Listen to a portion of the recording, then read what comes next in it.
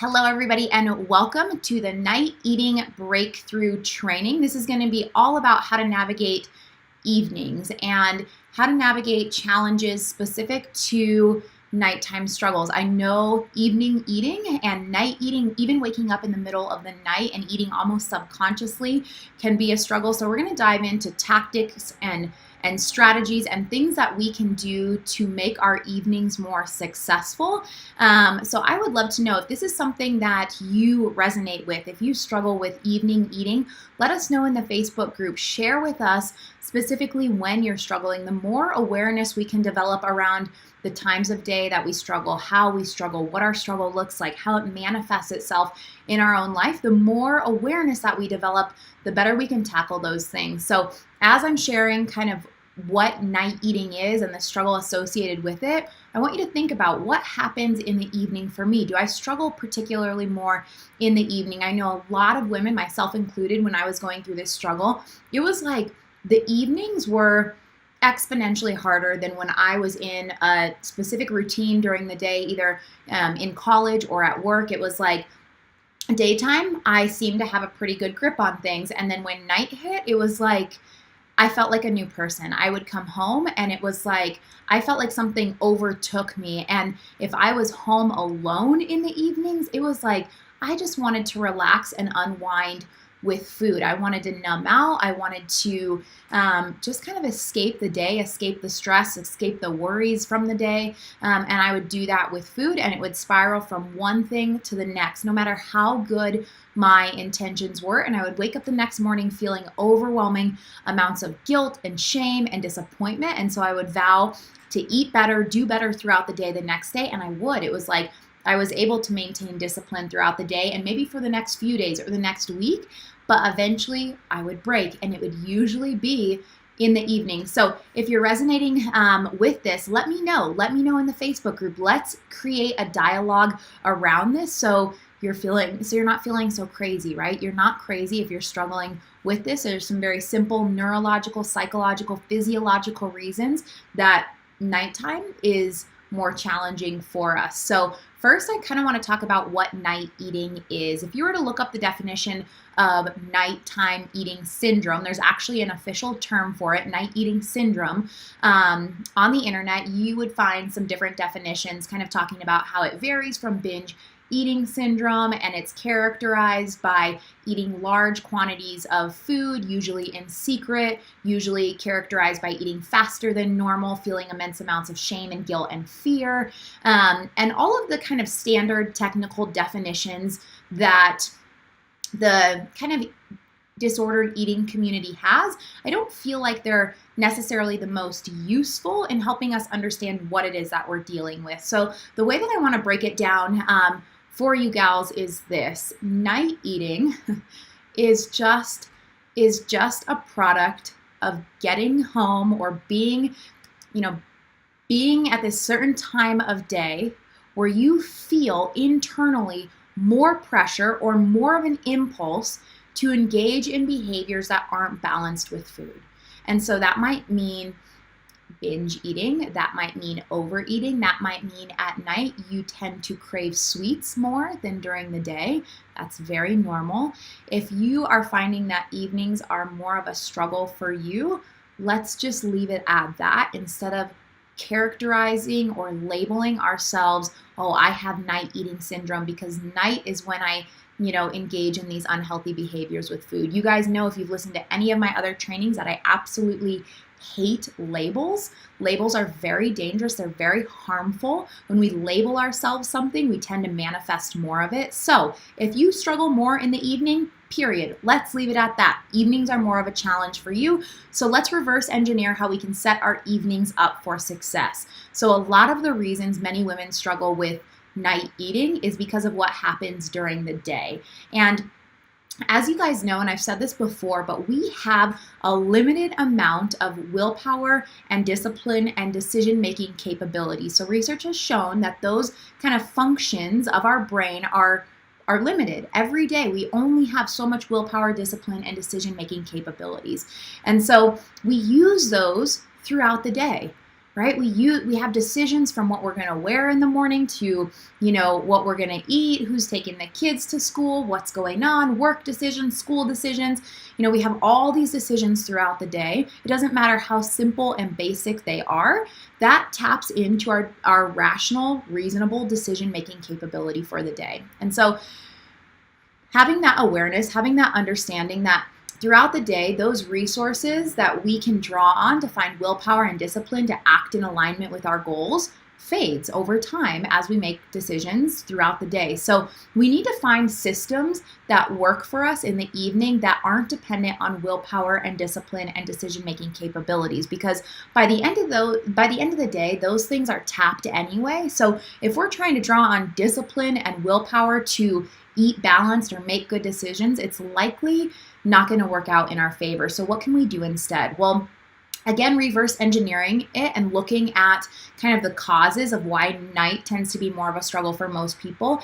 It typically is a struggle because a lot of us are used to restricting, right? And we have a lot of motivation at the beginning of the day because, again, our decision-making and willpower and discipline tank is full. And so we have super good intentions to stay on track throughout the day and to eat balanced and to match our eating up to what our ideal day looks like, our ideal eating standard. We try and match this idea of what a good day is going to look like, and we white knuckle through it, and we get exhausted by the end of the day. Now, another thing I want to say about that is not only the pressure of eating perfectly throughout the day, causing this backlash evening effect of just wanting to go crazy on the things that maybe you denied yourself during the day or you had more discipline to turn down during the day. I want to get to kind of the root of why we have these impulses from a very basic biological, physiological level. So, and you've heard this if you've listened to any of the course, that being in a calorie restricted state or being underfed in accordance with what your body needs to feel satiated will naturally trigger the body's response to send you impulses to eat. So if you're not eating enough throughout the day, that impulse to eat and feed yourself, that biological need for food to feel full and satiated, is going to build throughout the day. So if you kind of have a mentality of let me fast throughout the day or let me eat really lightly throughout the day so that I can indulge in the evening, it's almost as if we're pulling back on a bow and arrow and just waiting till our arm gets tired. And eventually what happens when you're holding back and you're pulling back and you're restricting yourself, eventually your arm gets tired, you're going to let go of that bow, and it's going to shoot forward this compensatory behavior, reactionary behavior of overeating, overindulging, because that internal pressure had been building throughout the day because we weren't getting the calories our body needed. So very simple. If you're struggling with night eating, let's first look at that. Are you eating adequately throughout the day? Are you getting well-balanced meals? And some of you might think, you know what, I'm not really hungry throughout the day. I'm not hungry for breakfast. I don't really feel hunger at lunch. I'm only hungry in the evening. And I completely understand that because especially when you're first beginning this journey, your hunger and fullness, like the hormones that regulate those, we can actually silence those cues in our body. If we ignore our hunger and fullness and satiety cues long enough, as we do through dieting and forceful control of our food intake, we lose touch with those things over time, and the hormones that regulate those signals in our body, we can, like I said, we can silence them. And so if you're not feeling hunger throughout the day and you're ravenous in the evening, but you're learning in this course the importance of honoring your hunger, honoring your fullness, and you're like, well, I'm not hungry for breakfast, I'm not hungry for lunch, but I'm ravenous in the evening, what do? I first want to start by talking about the importance of understanding what our body needs and taking our brain there, leading our body there before we even feel it. So if you're not feeling hunger and fullness, or hunger cues throughout the day, I'm not encouraging you to just blatantly ignore that and just feed yourself, but I am encouraging you to set yourself up for success. So a way that we can turn on our hunger and fullness and satiety cues is by regulating our eating, getting our eating more in balance with how it should be. And so we start this process of kind of self-regulating, so our body catches on to the natural way it's supposed to be regulated by doing what we're supposed to do. So getting up, enjoying a breakfast, and you can start small. If you don't feel your hunger and your fullness cues or your hunger cues that drive you to want to eat, you don't have to start by building a big breakfast or building a big lunch, but start small and you will start to awaken your body's natural cues and the rhythm that your body was designed to function in. So make sure you're eating adequately throughout the day. So incredibly important. And I know so many of you, and myself included, I was terrified of feeling hunger. How many of you feel that? Like you are legitimately afraid to feel hunger because previously or even currently, that may mean, oh my gosh, I'm going to end up binging or overeating or feeling guilt for eating. I shouldn't be feeling hungry. Why am I feeling hungry? Like we have all of these questions and these doubts and these fears, and like hunger becomes this big scary giant that we have to deal with. And those of you who feel that, I want to reiterate to you and remind you that hunger is a gift. It is a beautiful gift. It's part of our body's biology. It's designed to keep us alive. If we didn't feel our hunger cues way back when we were in the caveman era that drove us out of the cave to go hunt and kill and find food to eat, we would have died off as a human race a long time ago. So hunger is a good thing. We just have to learn how to work in sync with it and not be afraid of it. And so when you feel your hunger cues, I don't want the immediate response to be, oh my gosh, I'm nervous, I feel anxious, I don't want to be feeling hungry right now. I want you to say, thank you, body. Like, thank you for speaking to me. Because our body is always trying to tell us what it needs. We have just lost the ability to hear it and to recognize its cues and to honor it. And so that's what this course is all about. Learning how to recognize when your body is speaking and not being afraid of that, and then learning how to honor it. So again, most of the women that I speak to, the problem with nighttime eating and night binges and night overeating and eating of highly palatable, high carb, high sugar foods in the evening, the result is not adequately eating throughout the day. Because again, during the day, we have so much willpower, we have more discipline, and so we exert that throughout the day. So going back to this, how do we build meals that satisfy us, and how do we honor that? Like when your body is telling you to eat, honor that. And as you start to practice doing that, it's amazing. It's amazing what happens. The impulses to overeat or to binge eat or to feel guilty for eating, they start to dissipate as we honor what our body is asking us. And so when those feelings start to dissipate, our desire or the impulse to engage in behaviors we don't want to, it eventually starts to go away. And then you're left with this natural, normal rhythm in your relationship with food. So eating adequately throughout the day, very, very important. And that doesn't have to mean eating every 2 hours. We don't want to turn this into more food rules, eating every 4 hours or having to eat lunch at noon, right? We want to embrace the concept of gentle nutrition throughout the day.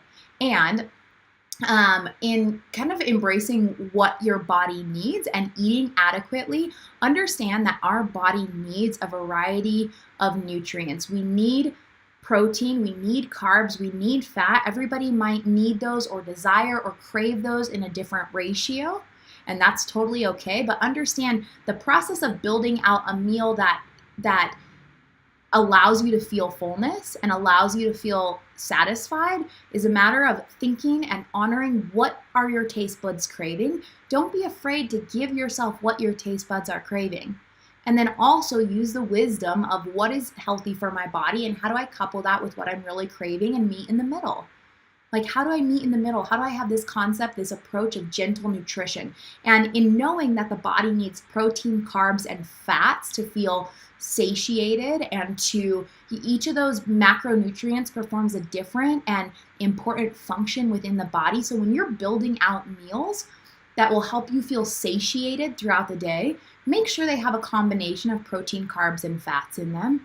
right? We want to have meals that have all of the macronutrients, and micronutrients are things like vitamins and minerals that we get in our more, quote unquote, healthy foods, vegetables, lean meats and proteins, things that, whole grains. Micronutrients, those vitamins and minerals, are also very important for the regulation of hormones and just overall health and well-being. And so when you're building your meals, think about, maybe you're building a meal that has no protein in it, and you're still hungry, or you're not fully satisfied after you've eaten. Well, look at that meal. Maybe you just had a bunch of mac and cheese and it had no protein in it. Well, protein, you guys, helps us feel fuller longer.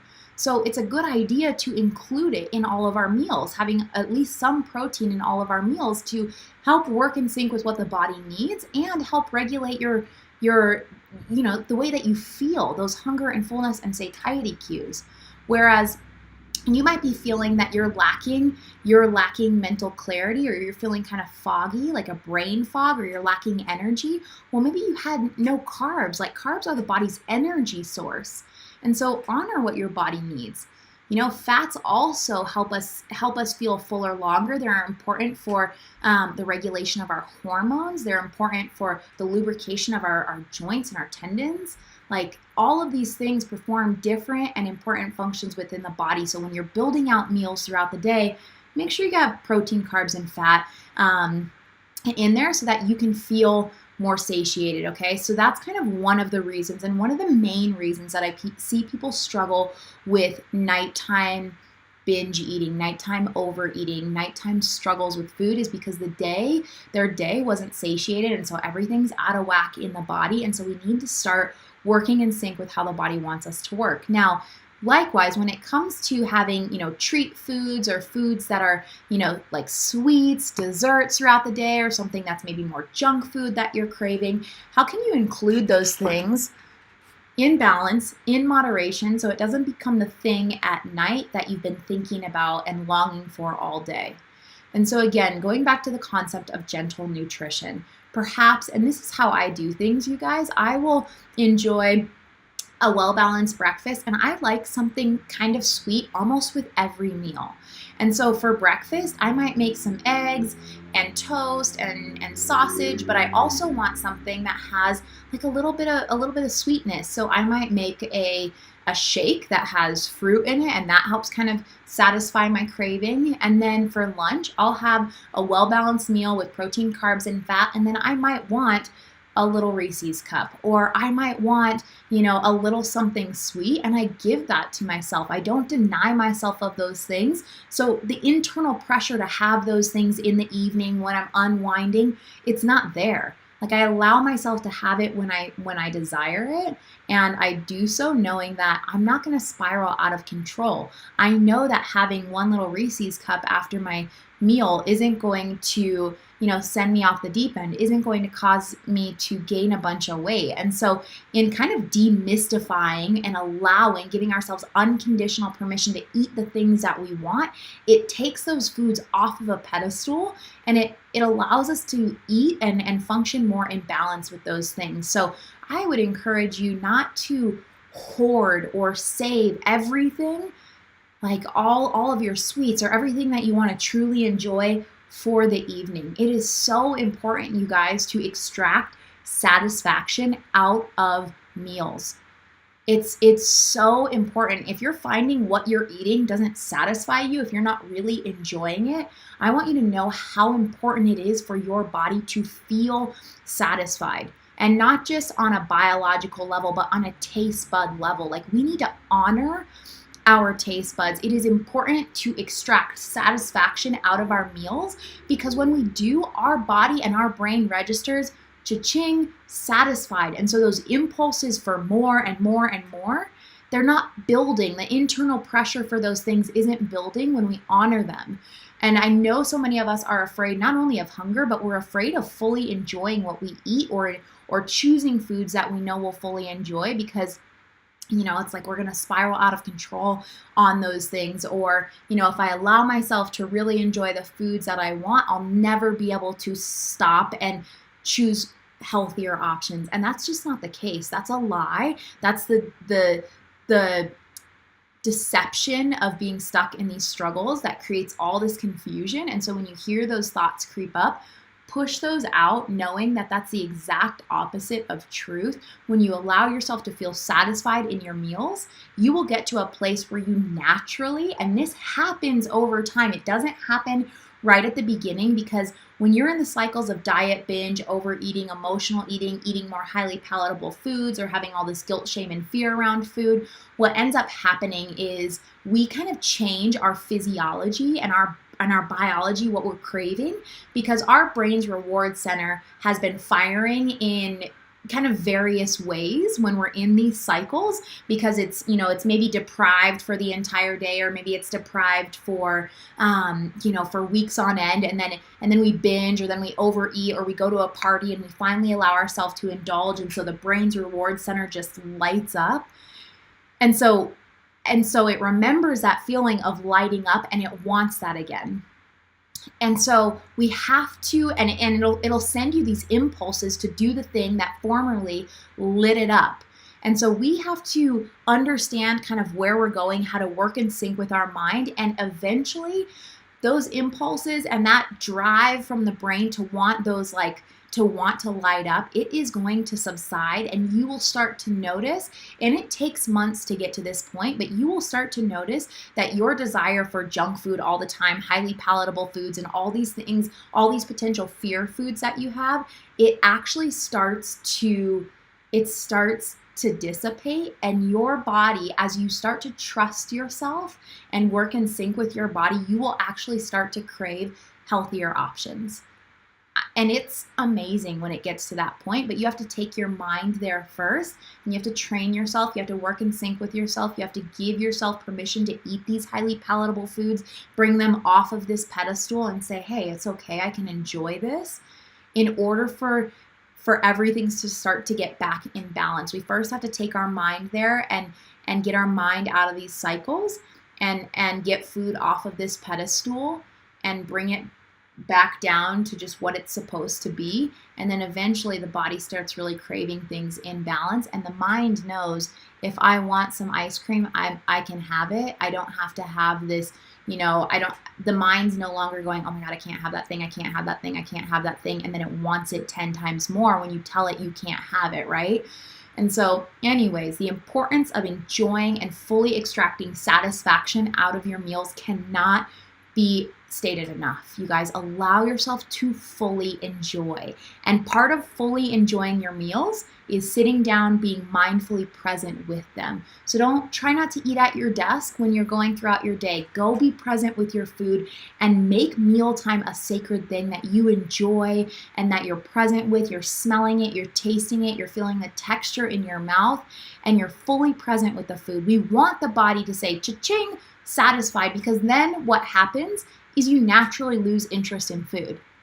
It's not like, oh, I have to, I can't leave food on my plate. Oh my gosh, there's another bite. Although I'm stuffed to the brim, I just have to eat it. Those kind of issues dissipate when you fully allow yourself to enjoy, and the brain is able to register satisfied. So all of that throughout the day leads into what happens in the evening. So if that is happening during the day, and we're still having struggles with nighttime eating, binge eating in the evening, how can we set ourselves up for success and navigate the evening in balance? So again, firstly, we have to become aware of when our challenging times are. Maybe you get home, and maybe it's not the first hour, but it's when your husband leaves to go to the gym or to go do whatever, and you're alone. And the thoughts start going, I can eat now, nobody will know. Maybe it's after you've put the kids to bed, and you're looking through the pantry, and you're like, oh, I just want this thing. Like, having an awareness of when the impulse typically rises up is really important. So take some time to look at your patterns, look at your history, look back at the last 3-4 weeks, and ask yourself, when do I typically struggle? Because we can create a game plan for navigating that ahead of time, so you're not in the middle of it going, oh crap, here I am again. So once you know when your problem is, then we can begin to do things like future pace. to navigate the situation. So if you've never heard me speak about future pacing before, you'll hear concepts about mental collaboration in module 1, but it's very important to understand that we function based on the habit pathways that we've wired into our brain over time. And the way to change those thoughts and kind of set our future self up for success is to spend time putting new thoughts in our mind. And so if night is especially a struggle for you, in your morning, and if you haven't watched the morning routine roadmap daily planning video yet, go back and do that. But in your morning routine, taking the time to future pace the evening. So perhaps you get home from work, you're exhausted, you're tired, you're feeling a craving for sweets, your husband leaves or your kids go to bed, and the anxiety starts to build, and it's like that internal battle, that tug of war starts to happen. Maybe you future pace about that in your journal. So remember, when we future pace, we write things in present tense as if they're already a reality.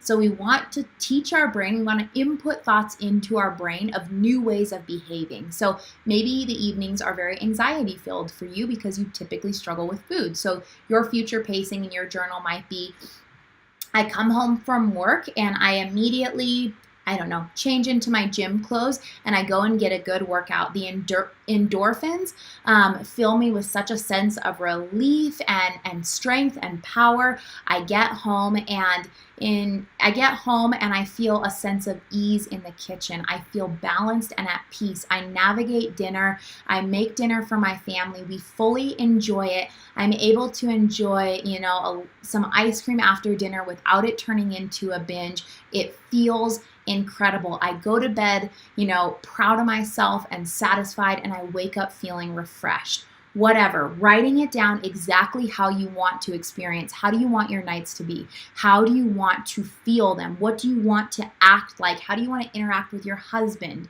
right? Like, so important to take yourself there before you're already in the heat of it. If you spend time mentally taking your brain to a challenging situation and creating a new dialogue, a new script for your brain, when you're in that moment, you're going to now have an option.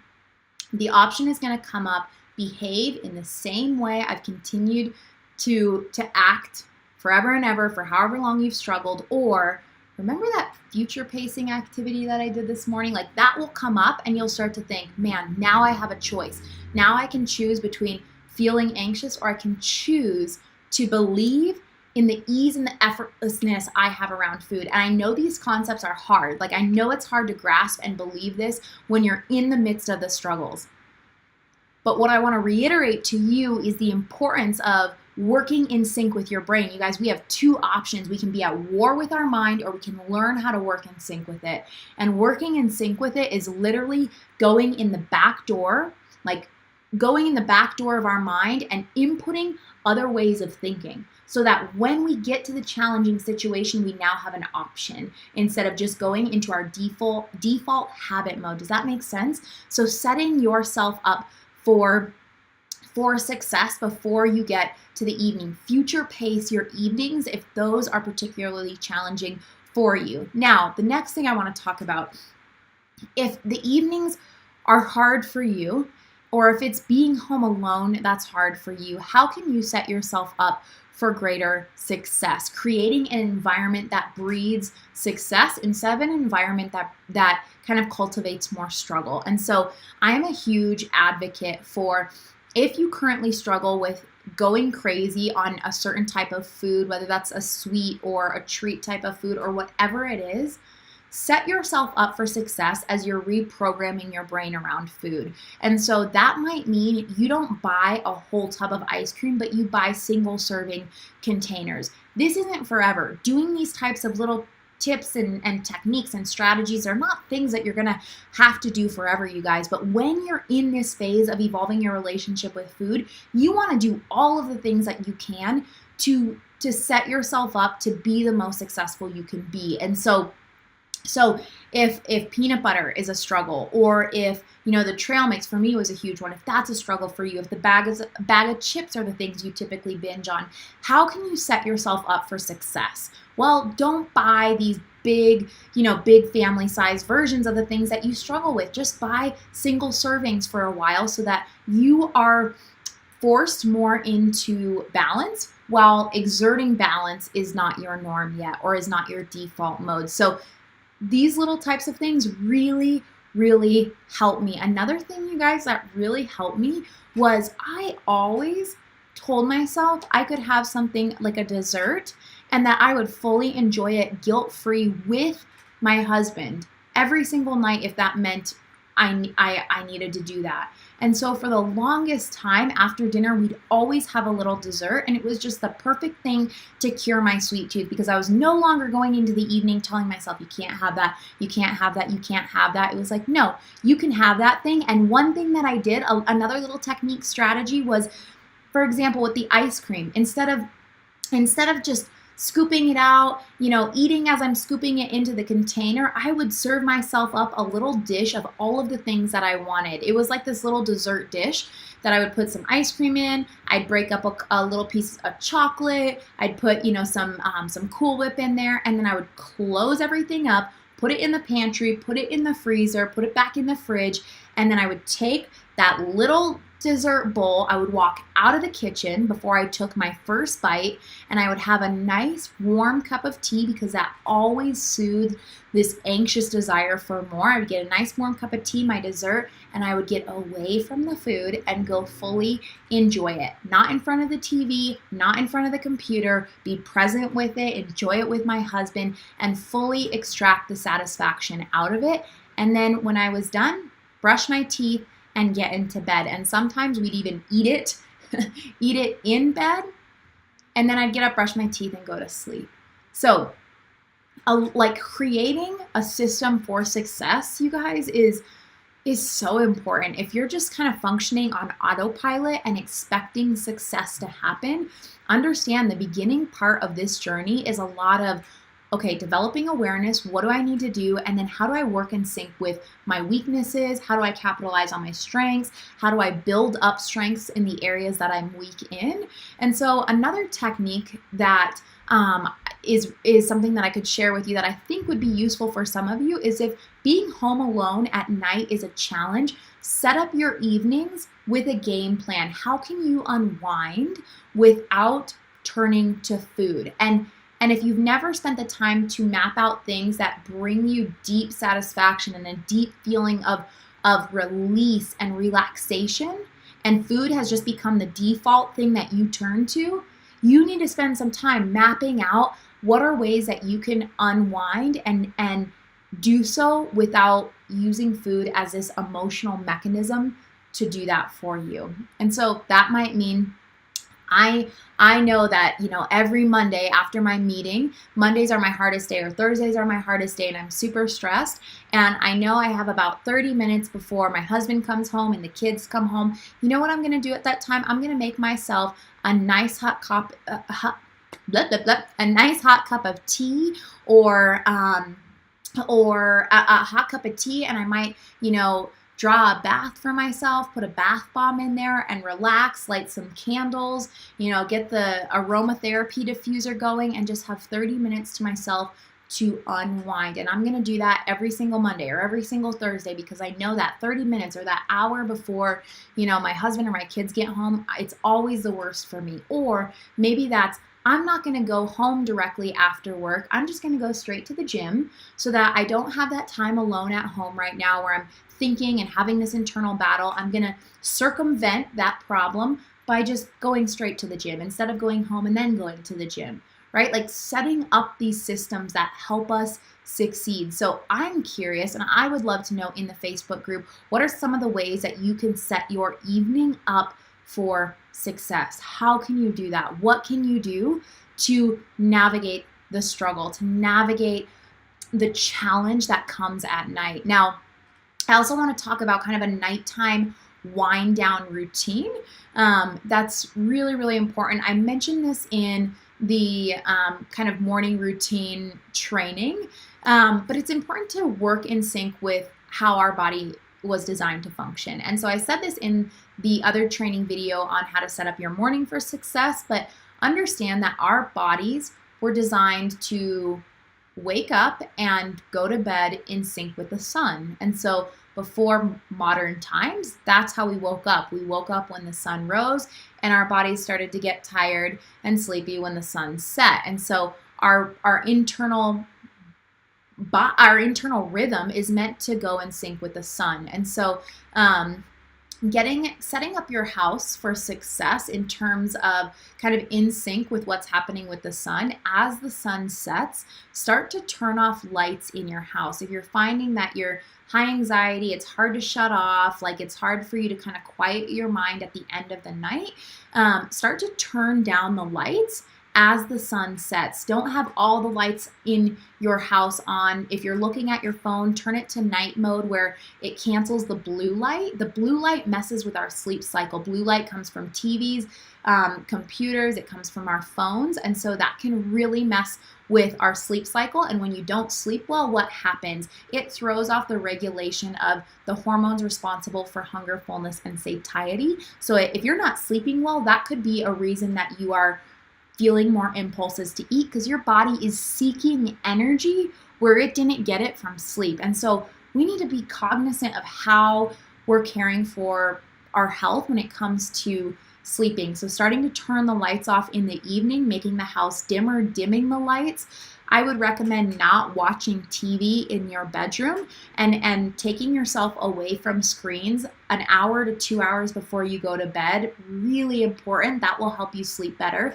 And then if you're also finding that the evenings are particularly challenging with you, for you in terms of just feeling, in terms of getting to sleep and feeling anxious, there are specific meditations that you can do in the evening that will help you unwind and help you sleep better. So you can look up things in the Headspace app, in the Calm app, that will help you, like meditations that will help you get into a deeper sleep. And so I want to share with you my personal evening routine and why it has been so beneficial for me and how it's helped me to get in better sleep cycles.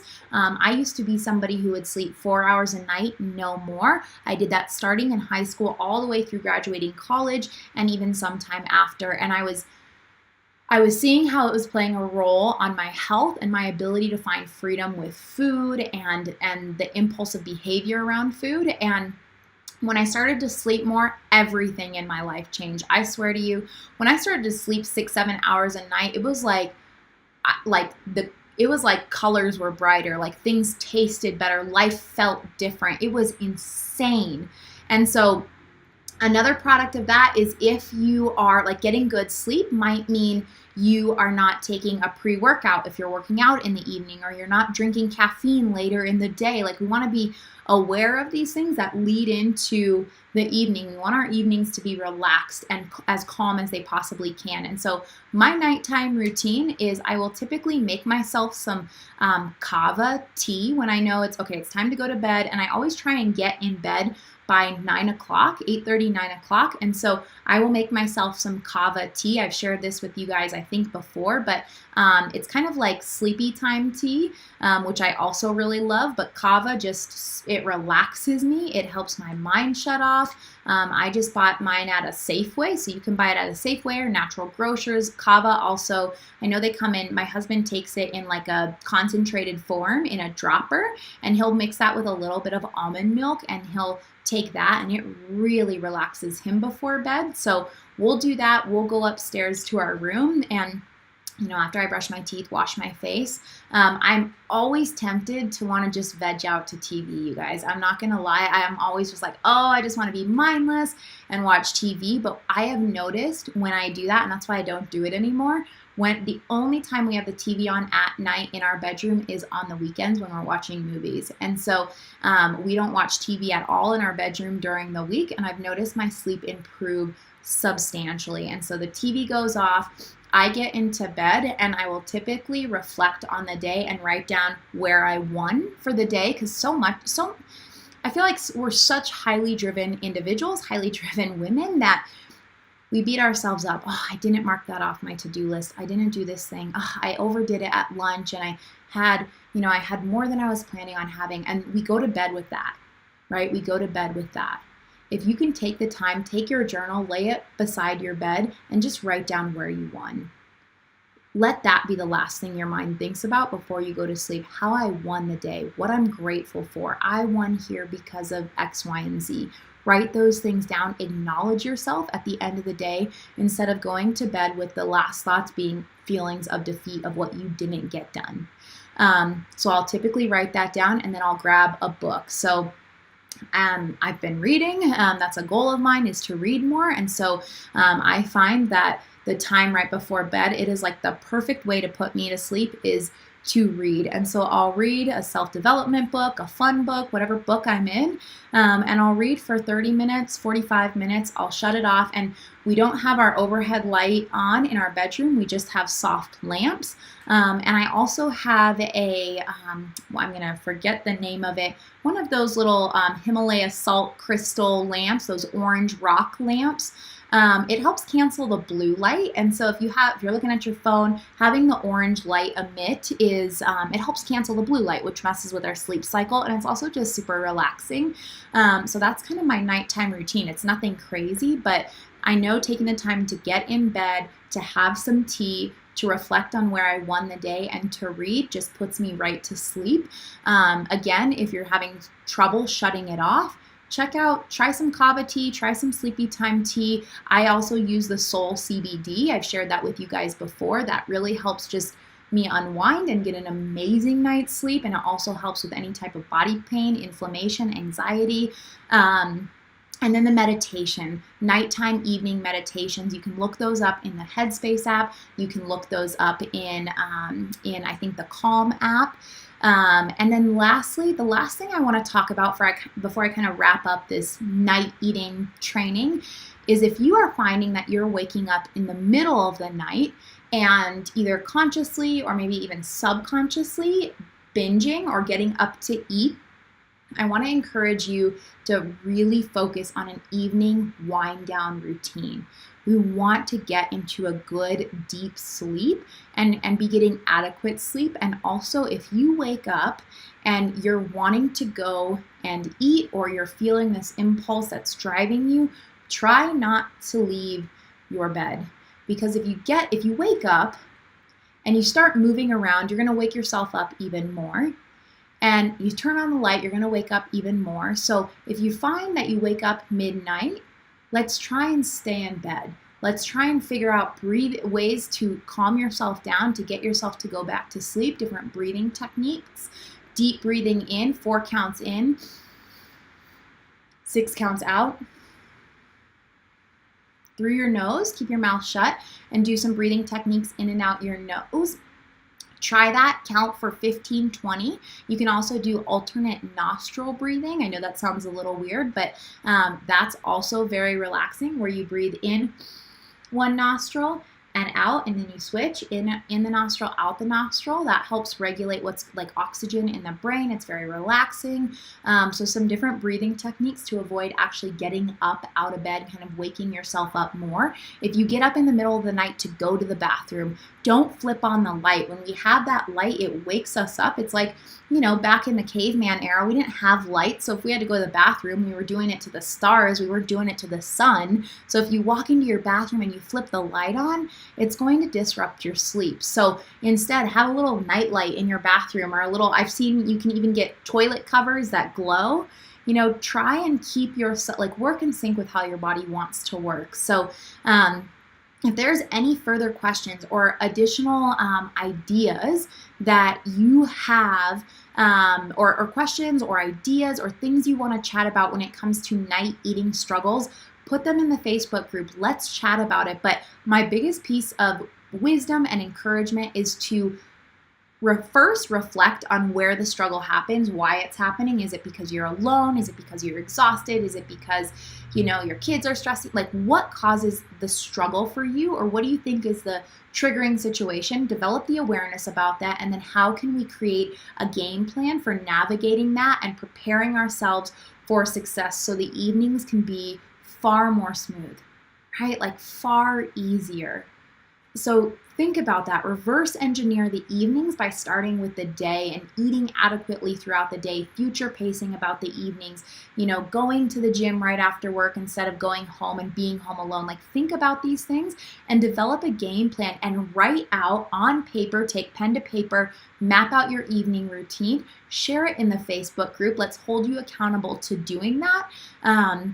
And know that these struggles will dissipate over time as you implement these techniques and these tools and focus your energy on changing this. We can't expect to change because we just desire to. We have to put our energy and intention into changing. So I hope this was helpful. I hope this was insightful. I know the evenings can be especially challenging, but let's work on reverse engineering it so we can set up our evenings for success. I appreciate you guys. And if you, like I said, if you have any other questions, anything else you want to chat about in regards to nighttime eating struggles, drop it in the Facebook group and we can continue the conversation there. I will catch you guys in the next training.